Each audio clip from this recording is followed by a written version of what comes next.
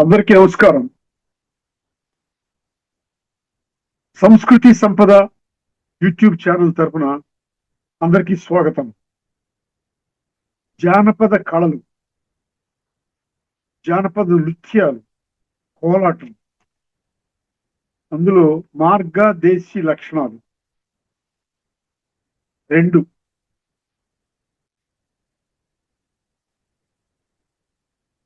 ఇక్కడ నృత్యాలు అనగానే మనకు చాలా రకాల నృత్యాలు ఉంటాయి. శాస్త్రీయ నృత్యాలు వేరు, జానపద నృత్యాలు వేరు, గిరిజన నృత్యాలు వేరు. శాస్త్రీయ నృత్యాల్లో మళ్ళీ నృత్య రూపకాలు వేరు, సంగీత రూపకాలు వేరు. సంగీత రూపకాల్లో కూడా నృత్యం స్వల్పంగా ఉంటుంది. అట్లాగే మరి కేవల నృత్యాలు వేరు. ఆ శాస్త్రీయాల్లో కూడా మళ్ళీ బాగా శాస్త్రీయమైనవి, కొద్దిగా శాస్త్రీయమైనవి, ఇప్పుడిప్పుడే శాస్త్రీయంలోకి అడుగుపెట్టేవి, లేకపోతే మరి ఇతర దేశాల శాస్త్రీయ కళలతో పోటీ పడగలిగినవి. ఇట్లా రకరకాలుగా మనం చెప్పుకోవడానికి అవకాశాలు ఉన్నాయి. నృత్యము ఒక నాటకంలో ఏదో ఒక రూపకంలో ఒక పాత్రధారిని కూడా, ఒక పాత్ర గాని, పాత్రధారుడు, పాత్రధారిణి ఎవరైనా ఒక పాత్ర నృత్యం చేస్తుంది, నృత్యం చేస్తూ ప్రవేశిస్తుంది, అట్లాగే నృత్యం చేస్తూ వెళ్ళిపోతుంది, అట్లాగే ఒక పాట పాడుతూ నృత్యం చేస్తుంది, కీర్తనకి నృత్యం చేస్తుంది. ఇట్లా నృత్యం అనేటప్పటికీ అది ఒక పరిమితంగా లేదు. ఆ జానపదాల్లో అయితే ఇంకా అసలు లెక్కే లేదు. జానపదాల్లో ఆడితే నృత్యమే, ఆట అన్న నృత్యమే, మరి గంతులన్న నృత్యమే, దూకుళ్ళన్న నృత్యాలే, చిందులన్న నృత్యాలే. నృత్యం అంటే నృత్యాలే. కొన్ని అసలు నృత్యం అని పేరు లేకుండానే నృత్యాలుగా ఉంటాయి జానపదాలు. అది ఎట్లా అని అంటారేమో. క్లాసికల్ అయితే కూచిపూడి నృత్యం, భరతనాట్యం, కథకళి నృత్యం అట్లా ఉంటాయి. కానీ ఇక్కడ కథక్ నృత్యం అట్లా. ఇక్కడ జానపదంలో ఉట్టి పేర్లే ఉంటాయి, నృత్యం అనేది రాదు. అన్నిటికీ ఇప్పుడు డప్పు నృత్యం అంటారు. అది డప్పు నృత్యం రెండు కలిపి ఉన్నాయి. కోలాటం, ఇందులో నృత్యం అనేది ఎక్కడుంది? అయితే ఇక్కడ ఆట అనేది ఉంది. ఆట అంటే నృత్యమే. చెక్క భజన, అసలు ఇందులో నృత్యమే పేరే లేదు, నృత్యం రూపమే లేదు. ఈ నృత్యం అని ఎట్లా చెప్తాం? అంతే. పండరి భజన అది అట్లాంటిదే. మరి బృందావన భజన అది అలాంటిది. తప్పెట్ట గుళ్ళు అది నృత్యమే. కానీ ఇక్కడ నృత్యం అని పేరు లేదు ఎక్కడ. ఇట్లా నృత్యం అని పేరు లేకుండా ఉండే కళారూపాలు చాలా ఉంటాయి. మరి నాటకాల్లో కూడా, జానపద నాటకాల్లో కూడా నృత్యాలు ఉంటాయి. కమ్ముంది కుప్పం ఈ నాటకంలో కానీ, యక్షగానాల్లో కానీ పాత్ర వచ్చేటప్పుడు ముఖ్యంగా మరి ప్రతినాయక పాత్రలు అంటే విలన్ పాత్రలు వచ్చేటప్పుడు విగరస్సుగా నృత్యం చేసుకుంటూ వస్తారు వాళ్ళు. ఆ దరువు అంటారు దాన్ని.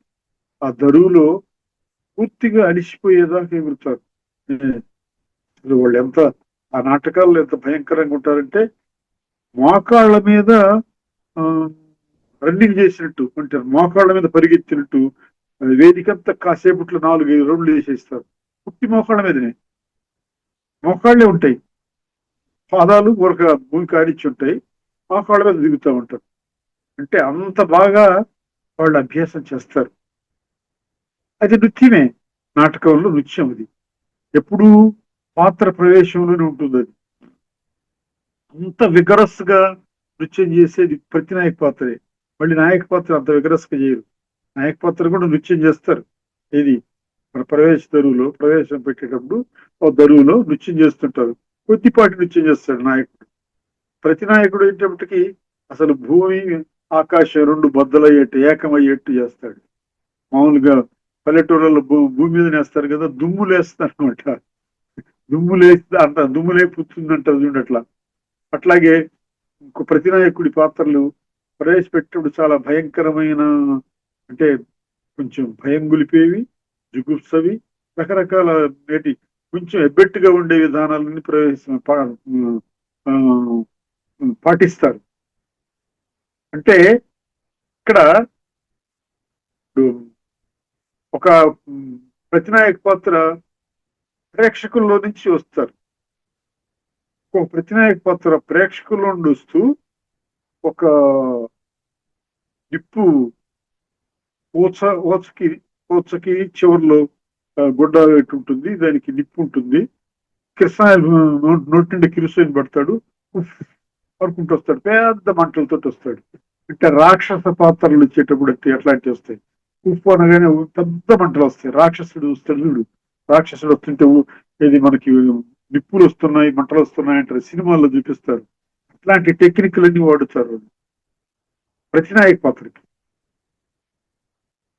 ఆ ఇచ్చేటప్పుడు కూడా ఎగురుతూ వస్తాడు ఒక్కోసారి. ఆ ఎగరటం అంటే అది, ఆ ఎగరడం, గంతడం అవన్నీ కూడా నృత్యాల కిందకే వస్తాయి.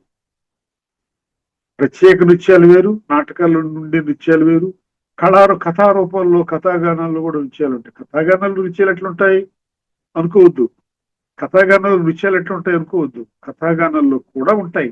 ఎట్లా అంటే జంగం కథ చెప్తున్నారు, జంగం కథ చెప్తుంటే ఇద్దరు వంతుల వాళ్ళు పక్కన అటు పక్క ఇటు పక్క ఉంటారు. ముందుకి వస్తాడు ఆవేశంగా, ఒక ఇక్కడ పుట్టిన పిందేలు కుక్కను తరిమి కొట్టారన్నా అని, అది ఈ బుర్రకథ స్టైల్ అనుకోండి. అది జంగ కథలో కూడా అట్లాంటివి పడతారు. అది వచ్చేటప్పుడు ఆవేశంగా వస్తాడు, తనకి అడుగులు వేసుకుంటూ వెళ్తాడు, అది నృత్యమే. అట్లాగే ఉగ్గు కథ ఉంది. ఉగ్గు కథలో అతను చరణం పాడిన తర్వాత చరణ శరణమాంబారావే శాంభవీదేవి అని చుట్టూ తిరుగుతాడు, తన చుట్టూ తాను తిరుగుతాడు, వెనక్కి పోతాడు, తన చుట్టూ తాను తిరిగి వెనక్కి పోతాడు. అది నృత్యమే. అందుకని నృత్యాలకి ఇది పరిమితి అనేది లేకుండా పోయింది. అచ్చం ప్రత్యేక నృత్యాలు వేరు ఉన్నాయి, అవి కాకుండా ఇట్లా నృత్యాలు కూడా ఉన్నాయి. వీటిలో మరి మార్గ నృత్యాలు వేరు, దేశ నృత్యాలు వేరు. మార్గ నృత్యాలు అంటే మనం చెప్పుకున్నామే ఇందాక, శాస్త్రీయ నృత్యాలు అని. ఆ శాస్త్రీయ నృత్యాలని మనం మార్గ నృత్యాలు అంటాం. శాస్త్రీయ నృత్యాలు అంటే వాటికి లక్షణాలు ఏర్పడతాయి, ఆ లక్షణాలు ఏర్పాటు చేస్తారు. లక్షణాలు ఏర్పాటు చేయడం అంటే అంటే ఇది ఇంతవరకే నువ్వు నడవాలి, ఇంతవరకే మాట్లాడాలి, ఇంతవరకే వంగాలి, ఇంతవరకే అభినయం చేయాలి, కన్ను ఇంతవరకే తెరవాలి, మరి ముఖంలో అభినయం ఇంతవరకే చూపించాలి అని కొన్ని లక్షణాలు నిర్దేశించబడతాయి. ఆ లక్షణాల ప్రకారం చేస్తాడు. అది మార్గ లక్షణం, శాస్త్రీయ లక్షణాలు అటువంటి. ఇప్పుడు మనకి కూచిపూడి ఉన్నది, కూచిపూడి నృత్యం. కూచిపూడి నృత్యం ఒక 50-70 ఏళ్ల క్రితం, 50 ఏళ్ల క్రితమే అది జానపద నృత్యాల కింద పేరు. అది జానపద నృత్య కిందని పేరు. కూచిపూడి అంటే జానపదం అనేవాళ్ళు 50 లేదా 70 సంవత్సరాల క్రితం.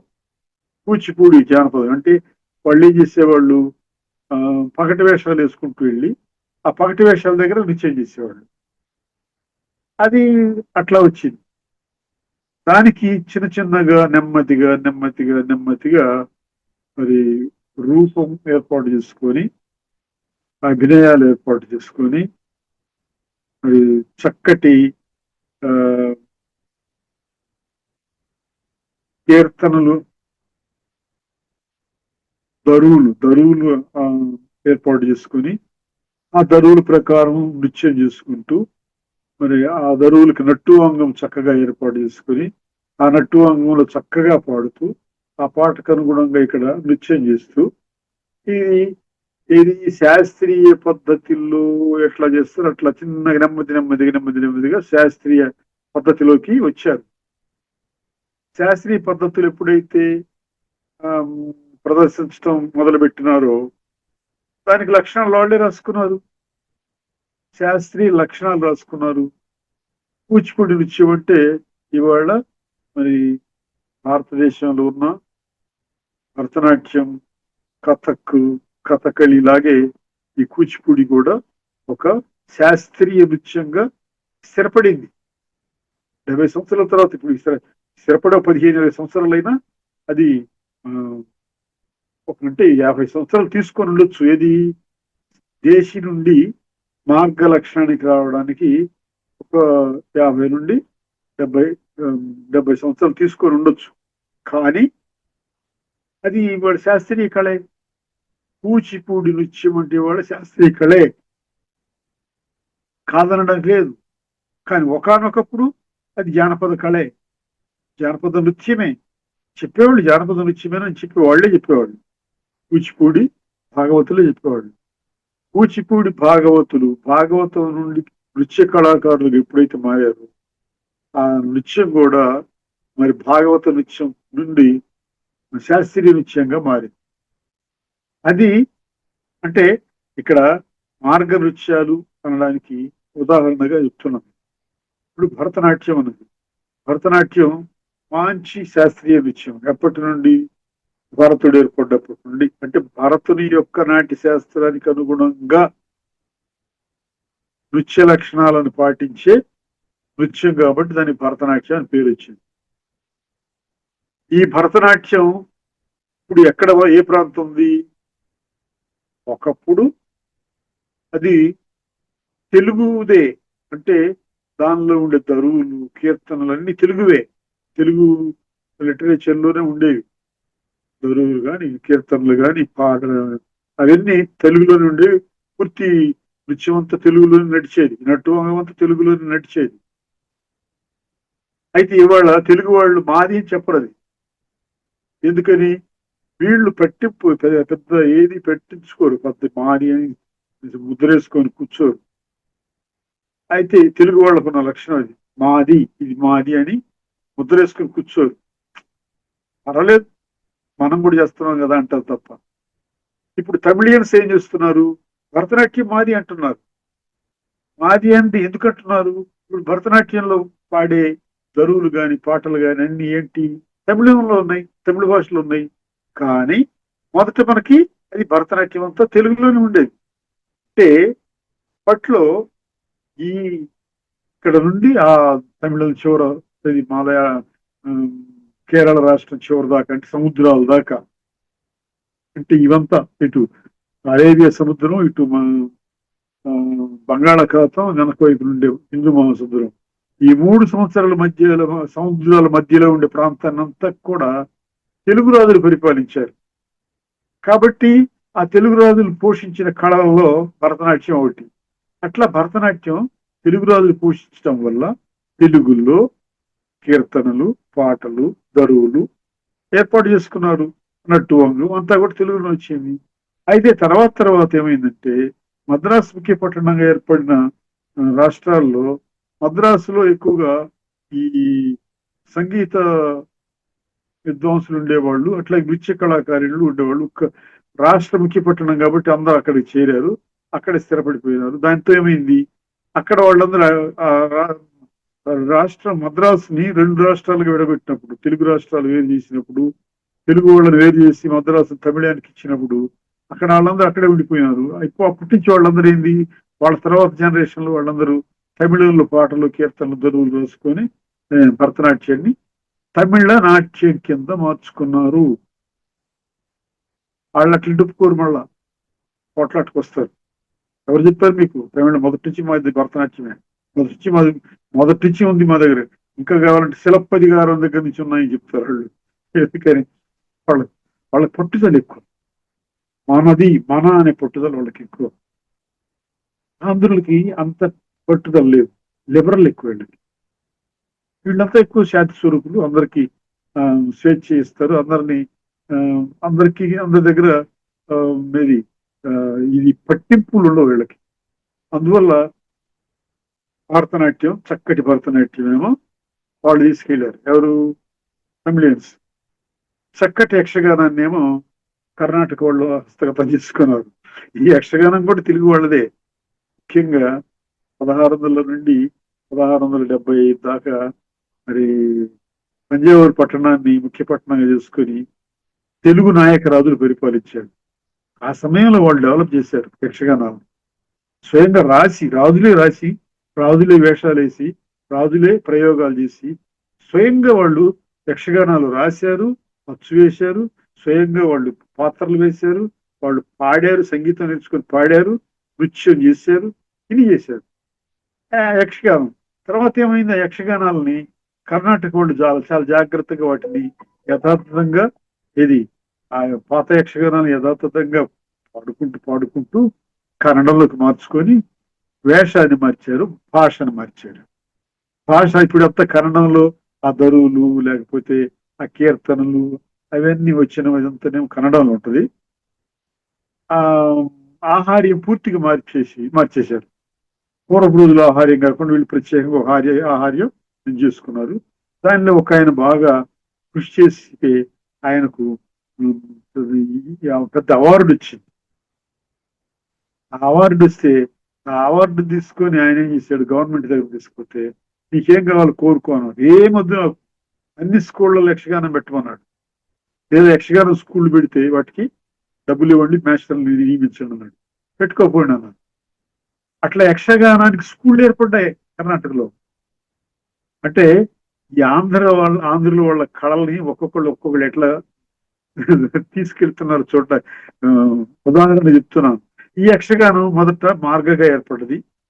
ఇప్పుడు కర్ణాటకలో కూడా మార్గ లక్షణాలతోటే ఉంటుంది. ప్రదర్శన మాత్రం పూర్తిగా జానపదమే. ప్రదర్శన జానపదం, సాహిత్యము, మరి ఎక్కువగా అభినయము, ఎక్కువ కాస్ట్యూము, ఇదంతా మాత్రం అందులో ఉండే నట్టు అంగం, ప్రదర్శన విధానం, పాత్ర ప్రవేశ దరువులు, ఆ దరువులు ప్రవేశించే విధానం, అందులో ఉండే మృదంగానికి ఉండే సాహిత్యం, ఆ మృదంగ దరువులు అవన్నీ శాస్త్రీయం. అంత శాస్త్రీయం. ప్రదర్శన మాత్రం జానపదం. యక్షగానం కర్ణాటక వాళ్ళు తీసుకెళ్తే, భరతనాట్యాన్ని తమిళ వాళ్ళు తీసుకెళ్తే, వీళ్ళు జానపదంలో ఉన్న కూచిపూడిని ఇప్పుడు అభివృద్ధి చేసుకొని కూచిపూడి మాది అని అంటున్నారు. కూచిపూడి అని ఎందుకు? కూచిపూడిని ఎవరు తీసుకెళ్ళలేరు. ఎందుకనంటే కూచిపూడి అనే గ్రామం నుంచి తయారైన నృత్యం అది. కూచిపూడి అనే గ్రామం ఆంధ్రప్రదేశ్ లో ఉంది. ఒకళ్ళు ఎవరన్నా వచ్చి ఇది మాది అని అన్నా కానీ అది చెల్లదు. పేరు మార్చుకోవాల్సింది తప్ప వాళ్ళు దాని పేరు మార్చుకొని మనం పేరు పెట్టుకొని ఇది మాది అనుకోవచ్చేది తప్ప కూచిపూడి మా నృత్యం అనడానికి లేదు. ఎందుకంటే ఒక గ్రామం నుంచి ఏర్పడింది. ఆ పేరు కూచిపూడి అనే గ్రామం నుంచి ఏర్పడే నృత్యం కాబట్టి దానికి కూచిపూడి నృత్యం అని పేరు పెట్టారు. ఈ కూచిపూడి భాగవతులు మొట్టమొదటిలో పగటి వేషాలు వేసుకుంటూ కొద్దిపాటి నృత్యాలు చేసేవాళ్ళు. అది క్రమంగా అభివృద్ధి చెంది ఇట్లా వచ్చింది. అంటే ఇది జానపదం నుండి మార్గకు వచ్చింది. కర్ణాటక వాళ్ళ యక్షగానం మార్గ నుంచి జానపదానికి పోయింది. ఇట్లా ఒకటి కాదు, రకరకాలుగా ఇట్లా ఉన్నాయి. ఇట్లా దేశీ నృత్యాలు, మార్గ నృత్యాలు. అంటే మార్గ నృత్యాలు మరి భరతనాట్యం మార్గ నృత్యమే, ఇప్పుడు కూచిపూడి నృత్యం మార్గ నృత్యమే, మరి కథక్ మార్గ నృత్యమే. హిందీ వాళ్ళది, ఉత్తర భారతదేశం వాళ్ళది. మరి కథకళి కేరళ వాళ్ళది, అది మార్గమే. ఇట్లా మార్గ నృత్యాలు ఉన్నాయి. అట్లాగే దేశీ నృత్యాలు ఉన్నాయి. దేశీ నృత్యాలు అంటే ఇప్పుడు జానపదాలు ఉన్నాయి. ఇప్పుడు అప్పట్లో దేశీ నృత్యాలు అనేవాళ్ళు, ఇప్పుడు జానపద నృత్యాలు. అంటే అప్పట్లో దేశీ అనేవాళ్ళు. దేశీ అంటే అంటే క్లాసికల్, దేశీ అంటే నాన్ క్లాసికల్. ఇప్పుడు దేశీ అనే దాని బదులు దేశీ బదులు జానపదం వాడుతున్నాం మనం, అంతే. అయితే ఇప్పుడు అప్పట్లో దేశీ కూడా ఇప్పుడు మార్గమే. అప్పట్లో దేశీ నృత్యం కూడా ఇప్పుడు మార్గమే అవుతుంది. అప్పట్లో దేశీ కవిత్వం రాసేవాళ్ళు. దేశీ కవిత్వం అంటే ద్విపద కవిత్వం రాసేవాళ్ళు. ఆ ద్విపదలన్నీ ఇవాళ మళ్ళీ మార్గమే. ఆ రోజు ఏమో చాలా చిన్న చూపు చూసేవాళ్ళు. మార్గ కవిత్వం, అది ద్విపదలో కవిత్వం రాస్తే చిన్న చూపు చూసేవాళ్ళు. అంత కవిత్వం రాక ఇది రాసేవాళ్ళు అని జానపదం కింద చూసేవాళ్ళు. అప్పుడు దేశీ, ఆ దేశీ కూడా ఇవాళ మనకి మార్గం కింద లెక్క. అంటే అది కూడా చాలా గట్టిది. మనం జానపదం పూర్తి వ్యవహారికం. అంటే పూర్తిగా నిరక్షరాస్యులకి అర్థమయ్యే పద్ధతిలో తయారైన కళలే జానపద కళలు. జానపద కళలు అంటే నిరక్షరాస్యుల నుంచి వచ్చినవే జానపద కళలు. ఒకవేళ చదువుకున్న వాళ్ళు వాటిని ఆశ్రయించిన అవి వచ్చేది పుట్టింది మాత్రం ఈ నిరక్షరాస్యుల దగ్గరే. అట్లా దేశీ నృత్యాలు వచ్చాయి. ఇప్పుడు దేశీ నృత్యాలు మార్గ నృత్యాలు దేశీగా ఎట్లా మార్పు చెందుతాయి? దీనికి ఈయనెవరు, మన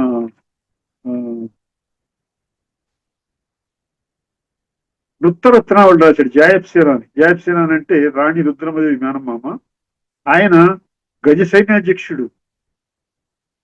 గజం ఎక్కినాడంటే కత్తి తీసుకొని పర్ర పర్ర పర్ర కోసుకుంటూ పోతుంటాడు జనాన్ని, సైన్యాన్ని, శత్రువుల్ని. అట్లాంటి గజ సైన్యాధ్యక్షుడు ఆయన సంగీతం నేర్చాడు, నృత్యం నేర్చాడు.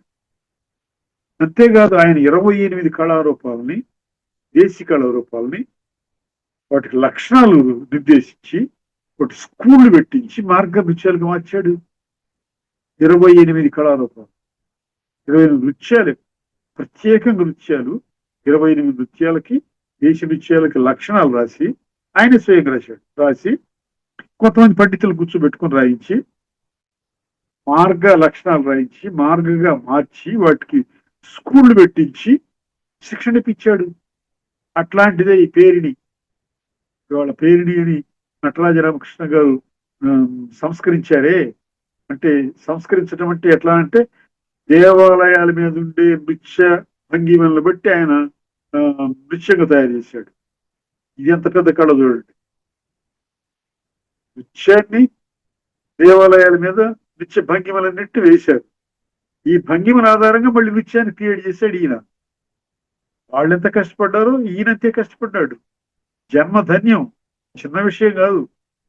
ఒక శిల్పం మీద ఉన్న నృత్య భంగిమని ఆధారంగా చేసుకొని సజీవమైన నృత్యాన్ని సృష్టించడం అనేది చిన్న విషయమా? కాదు కదా. అది నటరాజ రామకృష్ణ గారు చేశారు. ఈ పేరిణి అనేది జాయప్ సేనాని ప్రవేశపెట్టినటువంటి పేరిణి, ప్రేంకణ, దండలాసక ఇట్లాంటి ఎన్నో ఉన్నాయి. అవి 28 ఉన్నాయి. వాటి నుంచి ఈ పేరిణి అనే దాన్ని ముఖ్యంగా మరి కాకతీయ శిల్పం నుంచి దాన్ని తయారు చేసి పేరిణి నృత్యాన్ని తయారు చేశాడు. ఈ పేరిణి ఇప్పుడు బాగా ఫేమస్.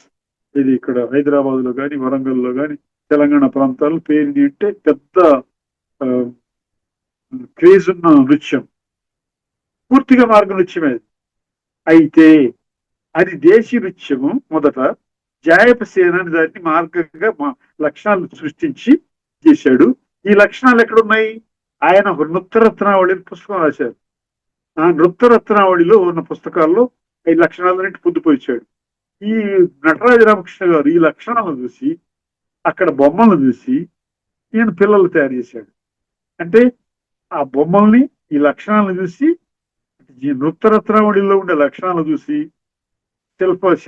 దేవాలయాల మీద ఉండే శిల్పాల భంగిమలను చూసి ఆయన నృత్యాన్ని తయారు చేశాడు. ఆ నృత్యమే తయారు చేసి పైగా ఆయన శిక్షణ ఇచ్చాడు. శిక్షణ ఇచ్చి కొంతమంది తయారు చేశాడు. అందువల్ల ఆయన తయారు చేసిన బృందాలు ఇప్పుడు చాలా మంది మాస్టర్లు, ఆయన తయారు చేసిన వాళ్ళందరూ మాస్టర్లుగా ఉన్నారు. ఏది పేరిణి మాస్టర్లుగా, పేరిణి మాస్టర్లు అయిపోయారు వాళ్ళందరూ. అది అంటే మనకి దేశీ నుంచి మార్గకి, మార్గ నుంచి దేశీకి అని జయసేన చెప్పాడు ఒకసారి చోట. ఎక్కడ అంటే రాజులు ఎప్పుడు కూడా మరి కొత్త విషయాలు కనుక్కోవాలి అనే ఆలోచనలో ఉంటారు. కొత్త విషయాలు కనుక్కోవాలనే ఉత్సాహంగా ఉంటారు. ఎవరైనా కొత్త విషయాలను కనుక్కున్నట్లయితే వాళ్ళని సన్మానించి అదేంటో చూడాలని చూస్తారు. వాళ్ళు పిలిపించుకొని మీరు ఏం చేశారు చెప్పండి, లేకపోతే చూపించండి, లేకపోతే ప్రదర్శించండి అని వాళ్ళతో అది చూస్తారు. స్వయంగా వాళ్ళతో చేయించి చూస్తారు. అట్లా రాజులు ఎప్పుడు కూడా ఇట్లా కొత్త విషయాల మీద ఆసక్తిగా ఉంటారు. అందువల్ల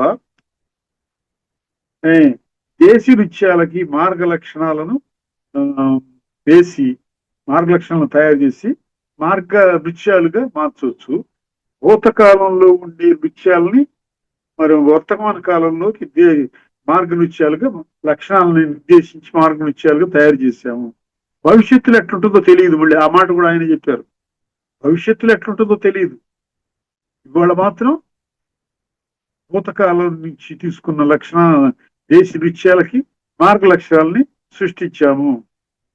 ఇది బ్రాకెట్ ఆయన చెప్పుకున్నాడు. ఎవరు? జాయప సేనాని చేతనే, గజ సైన్యాధ్యక్షుడి చేత సృష్టించబడింది అని చెప్పుకున్నాడు. అది స్వయంగా ఆయనే నృత్య కళాకారుడు కూడా కాబట్టి అది ఆయన తయారు చేసిన ఆ శ్రమ ఊరకపోలే. 28 నృత్యాలు చేస్తే ఈ పేరిణి అనేది నిలబడేది. కోల్లాటం అని ఒకటి చేశాడు. కోల్లాటం అంటే దొమ్మరాటం తీసుకెళ్లి కోల్లాటము అనే పేరుతోటి దానికి శాస్త్రీయ నృత్యాలు, శాస్త్రీయ లక్షణాలు సృష్టించి, శాస్త్రీయ లక్షణాలు అన్ని రాసి దాన్ని తయారు చేసి దానికి శిక్షణ కూడా ఇచ్చాడు. కానీ అవి నిలబడలే. మళ్ళీ దొమ్మరాటగానే వచ్చింది. మళ్ళీ దొమ్మరాటగానే వచ్చింది. అది దొమ్మరాట నుండి చేశాడు. పేరు మాత్రం కొల్లాటం అని పేరు పెట్టాడు. కొల్లాటం అంటే పెద్ద కర్రతోటి ఆడే ఆట. ఇప్పుడు తాడు మీద పెద్ద కర్ర తీసుకొని 2 చేతులతో కర్ర పట్టుకొని బ్యాలెన్స్ చేసుకుంటా కర్రని చేతిలో 2 చేతుల మీద పట్టుకుంటారు. కింద తాడు మీద నడుస్తుంటారు. అంటే ఇటు వంగినప్పుడు ఇటు కర్రని ఇటు ఉంచి, అటు వంగినప్పుడు కర్రని అటు ఉంచి, ఇట్లా ఆ కర్రతో నృత్యం బ్యాలెన్స్ చేసుకుంటూ చేస్తాడు. కాబట్టి దానికి కొల్లాట నృత్యం. కొల్లాటం అంటే ఆ కర్రతో చేసే నృత్యాన్ని కొల్లాట నృత్యం అంటారు. ఇది దొమ్మరాట. ఈ దొమ్మరాట మాత్రం మళ్ళీ ఆయన మార్గ లక్షణాలను నిర్దేశించిన నిలబడలే. మళ్ళీ కోలాటంగానే వచ్చేది, దొమ్మరాటగానే వచ్చేసింది.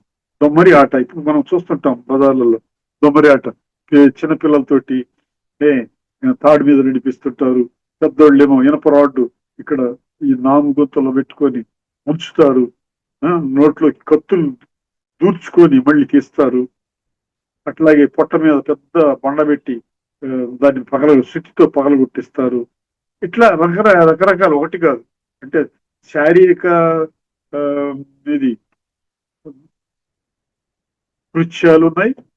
మరి అది ఒక రకంగా చాలా కష్టతరమైనటువంటి శారీరక నృత్యాలన్నీ వీళ్ళు చేస్తారు. ఆ దొమ్మరాటే ఈ పెట్టినా కానీ ఆయన మార్గ లక్షణాలను నిర్దేశించినా కానీ అవి నిలబడలేదు. అవి దొమ్మరాటగానే మళ్ళీ ప్రచారంలో ఉంది. ఆయన చెప్పాడు ఒక చోట, ఎక్కడంటే ఇక్కడ మనకి మరి ఇది రాజులు ఎక్కువగా ఇట్లా కొత్త విషయాలు కనుక్కోవడానికి ఉత్సాహపడుతుంటారు. అందుకని ఎవరైనా కనుక్కుంటే వాటి మీద చాలా మరి ఉద్దేశం పెట్టి వాళ్ళని పిలిచి చూపించమంటారు. చూస్తారు, వాళ్ళకి కానుకలు ఇచ్చి పంపిస్తారు. అట్లా చేసిన వాటిల్లో జాయప్సేనని 28కి మార్గ లక్షణాలు రాసి వాటిని నృత్తరత్నావళి అనే పుస్తకంలో బంధించాడు. అవన్నీ ఉన్నాయి. 28 కళారూపాలకి నృత్యాలకి 28 నృత్యాలకి ఎట్లా దాని పేరు నృత్తరత్నావళి కదా. 28 నృత్యాలకి ఎట్లా మార్గ లక్షణాలను రాశాడు, అవన్నీ ఉన్నాయి. అట్లా మరి రాజుల యొక్క ఉద్దేశం కోసం అట్లా చేసేవాళ్ళు. దేశ నృత్యాలు, మార్గ నృత్యాలని అయితే మార్గ నృత్యాలు దేశిగా మరి మారిపోవడం ఉంది అంటే ఉంది. మార్గ నృత్యాలు దేశిగా మారిపోవడం కూడా మనకు ఉంది. ఆయన వేసిన వాటిల్లో దండరాసకం ఉంటుంది. దండరాసకం అంటే రాసక్రీడలు. కృష్ణుని యొక్క గీత గోవిందంలో చెప్తారు రాసక్రీడలు. కృష్ణుని యొక్క రాసక్రీడలు, గోపికలతో ఆడేటువంటి రాసక్రీడల్లో ఈ దండరాసకం అనేది ఒకటి. దండరాసకం అంటే నృత్యం. దండరాసకం అంటే కర్రపుల్లతో చేసే నృత్యం. అది ఇప్పుడు కోలాటంగా మనకి మారిపోయింది. అది ఆ రోజుల్లో అంటే ఒకప్పుడు దేశీ మార్గ లక్షణాలు సృష్టించారు. మళ్ళీ దేశీగానే వచ్చేసింది. దేశీ మార్గ మళ్ళీ జానపదంగా వచ్చేసింది కోలాటం అనే పేరుతో ఉంది ఇప్పుడు. అప్పుడు దండరాసకం అది దేశీ నుండి మార్గ లక్షణాలు సృష్టించబడినటువంటి నృత్యం. ఆ తర్వాత కాలంలో ఈ మార్గ లక్షణాలు పోయి దేశీ లక్షణాలు వచ్చి పూర్తి జానపద లక్షణాలతోటి కోలాటం వల్ల ఉంది. అంటే ఇట్లా మార్గ నుండి దేశీ నుండి మార్గకి ఈ లక్షణాలు అనేవి సహజంగా మారుతుంటాయి అని చెప్పడం. దానికి ఏంటంటే భవంతి ధరణీపాల ప్రాయేణాభినయ ప్రియా అతప్రీతయేపి యద్యదుత్పాద్యతే నవం వృత్తం తతః స్మృతం దేశీ తత్తద్దేశానుసారత భూతం శాస్త్రముఖాన్యేయం భవిష్యన్ నావగమ్యతే నిరూపణీయం స్యాత్ నృత్తం దేశీతి సంగీతం అని ఆయన నృత్యరత్నావళిలో చెప్పాడు. ఆ మాటకి అర్థం ఇప్పుడు మనం చెప్పుకున్న అర్థం ఏంటంటే మార్గ నృత్యాలు, దేశీ నృత్యాలు మార్గగా మారుతాయి, మార్గ నృత్యాలు దేశీగా మారుతాయి. అసలు దేశీ నృత్యాలు మార్గంగా ఎందుకు మారుతాయంటే రాజులు మరి కాస్త కొత్త విషయాల మీద ప్రీతి ఎక్కువగా ఉంటుంది. ఏదైనా కొత్త విషయాలు కొనుక్కున్న వాళ్ళని పిలిచి చూస్తుంటారు. అట్లా దేశీ నృత్యాలకి మార్గ లక్షణాలు రాసి ఆ ఇది మార్గ లక్షణము, మార్గ శాస్త్రీయ నృత్యం అంటే సరే ప్రదర్శించమంటాం. ప్రదర్శించిన తర్వాత ఓహో బజార్లో చూసేది వేరుగా ఉంది, ఇది వేరుగా ఉంది అనుకోవడం. శాస్త్ర లక్షణం ఉంది కాబట్టి వాళ్ళని అయితే సన్మానం చేసి పంపడం. అట్లా మరి మార్గ లక్షణాల నుండి మార్గ నృత్యాలు కూడా దేశీ నృత్యాలుగా మారుతాయి అని చెప్పాడు. రెండు చెప్పాడు. అటు ఇటు మారుతాయి, ఇటు మారుతాయి, అటు మారుతాయి అని చెప్పొచ్చాడు. చెప్తూ ఇప్పుడు అది భూతకాలికమైన దేశ నృత్యానికి శాస్త్ర లక్షణాలు వస్తాయి. అయితే దేశ నృత్యం మరి మార్గనృత్యం ఒక దేశ నృత్యం మార్గనృత్యంగా మారుతుంది. మార్గనృత్యం దేశ నృత్యంగా మారినాయి అంటే అవి కూడా మారుతాయి.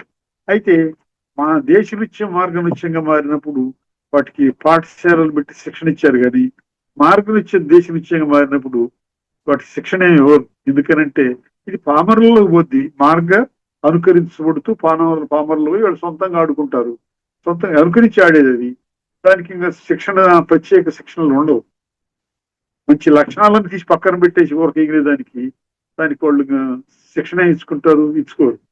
అయితే దేశం నుంచి మార్గం వచ్చేదానికే శిక్షణ ఇచ్చేవాళ్ళు. ఇట్లా మనకి యక్షగానం, కర్ణాటక యక్షగానం ఒకటి, మరి అట్లాగే పేరిని ఒకటి, కోలాటం ఒకటి చెప్పుకున్నాం. కుప్పం వీధి నాటకం కూడా అలాంటివే. అట్లాగే బుర్రకథ, హరికథ ఇవి కూడా అలాంటివి. హరికథ ఏంటంటే మహారాష్ట్రలోని నారద సంప్రదాయం నుంచి పుట్టినది. మహారాష్ట్రలో నారద సంప్రదాయం నుంచి పుట్టిన హరికథ ఇక్కడ హరికథ పేరుతోటి ఆంధ్రప్రదేశ్ లోకి ఎట్లా వచ్చింది అంటే, పూర్వం రాచరిక వ్యవస్థలో ఏదైనా ఒక రాజు మరొక దేశాన్ని జయించినప్పుడు ఆ రాజుగారు దాని కొడుకును, మేనలుడును, బావను, బామర్దిను, తమ్ముడును ఆయన ప్రతినిధిగా అక్కడ పెట్టేవాడు. పెట్టి పంపించేటప్పుడు ఏం చేసేవాడు, కొంతమంది కళాకారుల్ని, కవులను, కొంతమంది వీరులను, సైనికులను, ప్రజలను యాజీని పంపించేవాడు. అంటే ఇక్కడ నగరం ఉంది, వీళ్ళంతా అక్కడ పోయేటప్పటికి అక్కడ ఒక నగరం లాగా ఉంటారు. అంటే అక్కడ ఒక్కడే పోయి అందరు కొత్త వాళ్ళలో నేను రాజుని మీరందరూ వచ్చి నాకు సఫారీ చేసుకోండి అంటే ఎట్లా ఉంటుందో తెలియదు కదా. అందుకని రాజుతో పాటు సైన్యం, మనుషులు, కళాకారులు అందరూ వెళ్తారు అనమాట. అట్లా వెళ్ళిన కళాకారులలో వెళ్ళిన వాళ్ళలో ఈ నారద సంప్రదాయం కళాకారులు కూడా వచ్చారు. అది హరికథగా మారిపోయింది. అది శాస్త్రీయమే. కానీ ఇప్పుడు హరికథ ఎట్లుంది, ఆదిభట్ట నారాయణదాస్ గారు ఉన్నప్పుడు శాస్త్రీయంగానే ఉంది. శాస్త్రీయ సంగీతంలోనే పాడేవాళ్ళు. తర్వాత కొంతమంది కూడా శాస్త్రీయ సంగీతంలోనే దాన్ని, నల్లా చక్రవర్తుల వారు కూడా శాస్త్రీయంలోనే దాన్ని పాడారు. తర్వాత ఏమైందంటే శాస్త్రీయ సంగీతాన్ని వదిలిపెట్టి సినిమా కీర్తనలు, మామూలు పాటలు, జానపద పాటలు అన్ని చేర్చుకొని అన్ని పాడి దాన్ని కలగాపులగం చేశారు, కలగూరగంపజేశారు. ఇప్పుడు ఏమైంది, హరికథ అంటే అన్ని పిట్ట కథలు చెప్తారు. రెండు మూడు సినిమా పాటలు పాడతారు, 2-3 కీర్తనలు పాడతారు, టైం అయిపోతే వెళ్ళిపోతారు. అంటే హరికథ ఇంత సింపుల్ అయిపోయింది. నిజానికి అది మార్గ సంప్రదాయాలు పుట్టింది, దేశ సంప్రదాయానికి వచ్చింది. అది అంటే దేశ సంప్రదాయాలు పుట్టినాయి మార్గ సంప్రదాయాలు పుట్టిన దేశ సంప్రదాయానికి పోవడానికి ఇట్లాంటి పరిస్థితులు ఉంటాయి. రాచరిక వ్యవస్థలోనే జరిగే ఎక్కువ. ఇవాళ జరగట్లేదు. అంటే ఇవాళ కూడా జరుగుతున్నాయి. మనకి కమ్ముది కుప్పం ఇక్కడ చిత్తూరు జిల్లాలో కుప్పం అని ఉంది. ఆ కుప్పంలో వీధి నాటకం అని ఒకటి ఉన్నది. వాళ్ళు భారతాలని ఆడుతారు. అక్కడ ద్రౌపది దేవాలయం, ధర్మరాజు గుడి అని అట్లా ఉంటాయి. ద్రౌపదికి దేవాలయం కట్టారు, ధర్మరాజుకి దేవాలయాలు కట్టారు, ఆలయాలు కట్టారు. ఆ ఆలయాల్లో 18 రోజులు భారతం ఆడుతారు వాళ్ళు. 18 రోజులు భారతం, పగలేమో హరికథ చెప్తారు. అదే కథని రాత్రిపూట ప్రదర్శన చేస్తారు, నాటకం ఆడతారు. ఈ 18 రోజుల్లో ఇది నాటకం భారతం మొత్తం ఆడేస్తారు. ఈ 18 రోజుల భారతంలో కొన్ని ఘట్టాలు చిన్న చిన్న సంప్రదాయాన్ని సంతరించుకున్నాయి. ఎట్లా అంటే అర్జునుడు తపస్సు చేసేటప్పుడు తపస్సు ఎక్కుతాడు. అది పగలే పెడతారు. ఒక పెద్ద తాటి చెట్టుకి మెట్లు పెట్టి మెట్లు మెట్లు ఏర్పాటు చేసి కర్రలు కొట్టి ఆ మెట్ల మీదకి వెళ్ళిపోయేటట్టు ఆ పైన కూర్చునేటట్టు తాటి చెట్టు కొబ్బరి చెట్టు కూర్చుంటాడు ఆయన. అక్కడ ఒక మంచెలాగా ఏర్పాటు చేస్తారు. అక్కడ కొన్ని అరటి పండ్లు పెడతారు. ఈయన పోయి అక్కడ కూర్చొని తపస్సు చేస్తున్నట్టు. ఈ అందరూ ఆడవాళ్ళు పిల్లలు నిండి వాళ్ళు దాని చుట్టూ చేరి పవిటలు వేస్తే పవిటలు పరిస్తే ఆయన పైనుండి అరటిపండు ఫోటో వేస్తాడు.